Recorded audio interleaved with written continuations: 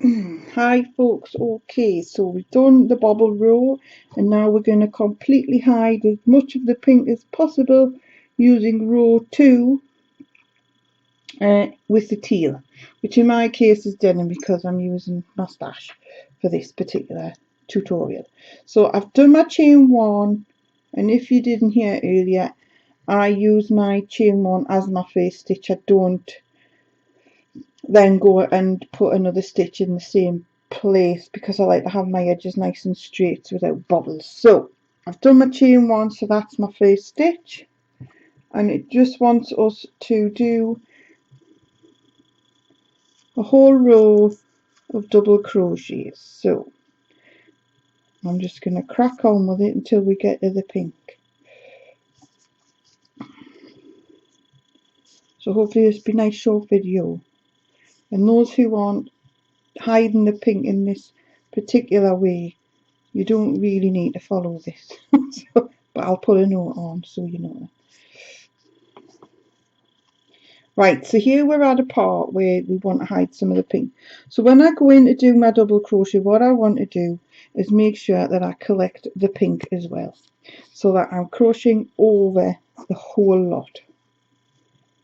Okay, now this one's thicker because this is where I've woven an end in as well, but it won't change the look of your piece of work at all. It'll probably feel a bit cumbersome, but if you're a neat freak like I am, you may want to go to these lengths. If you're not, please just do whatever makes you happy. I'm not here to dictate that you should do something a particular way, but if I can help, I will. As you can see, it can be a bit fiddly, but you can also see that you cannot see any of the pink on this teal row now. It may flash through now and again.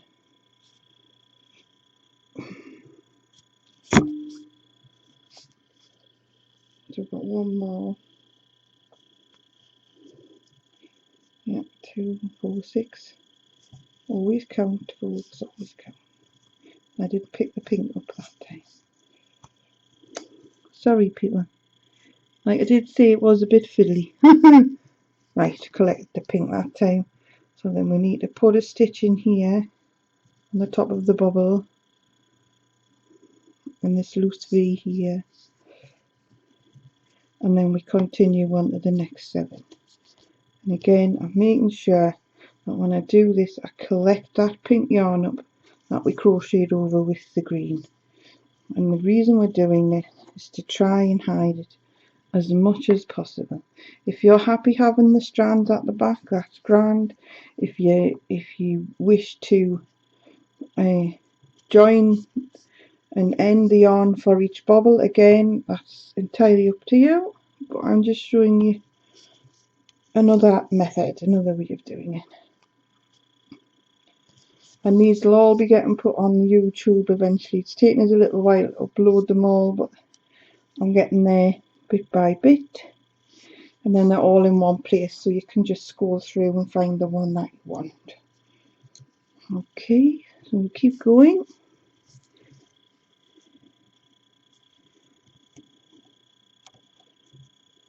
Pick the pink up.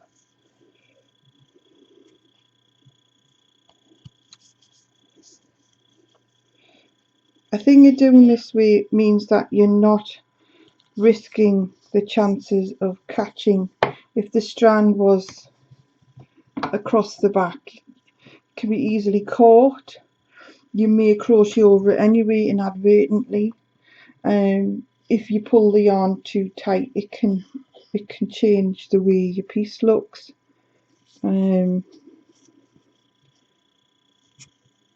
like I said, personal choice is what it's all about. There is no right and wrong. Whatever you're comfortable with is right for you. Okay, so we'll just keep going.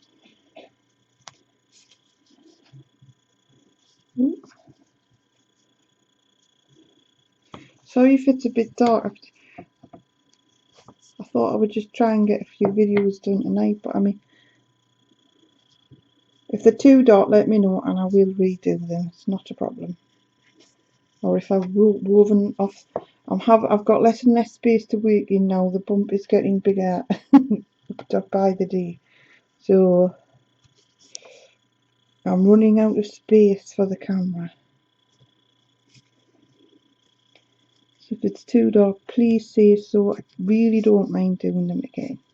I've got more blocks to make anyway, so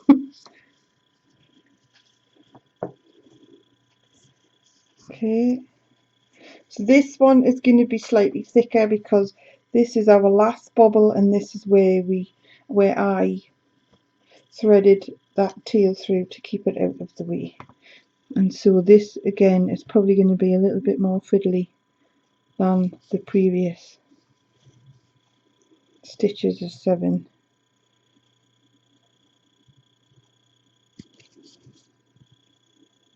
Ooh. Okay.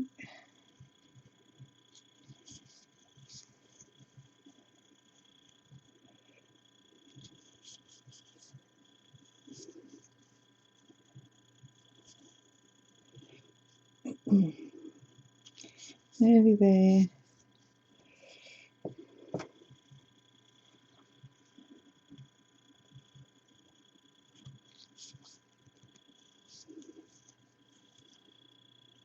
Got that one there. And then this one on the top of the bobble itself, and then we're on to the home stretch now.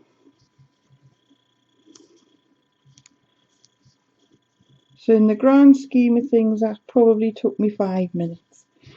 And yes, if I didn't have to collect the pink yarn, it would take me probably a lot less time.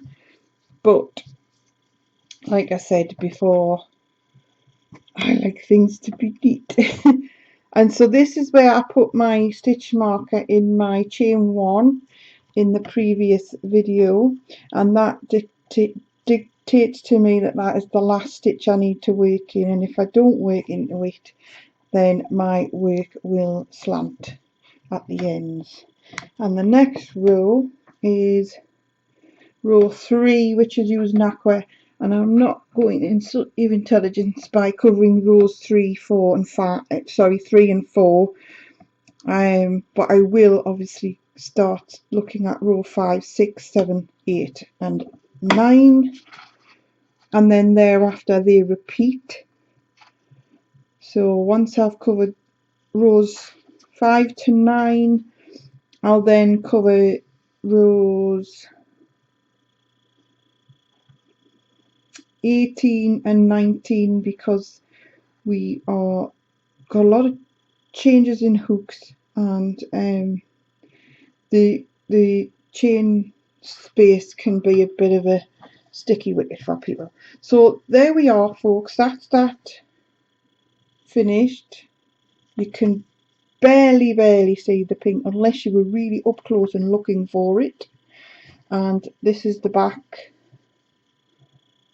Here again, I'll weave my tail ends in as I always do. So the next video that I'll make will be row 5, which is the first part of the Catherine wheels. So happy hooking, and I'll see you soon. Bye.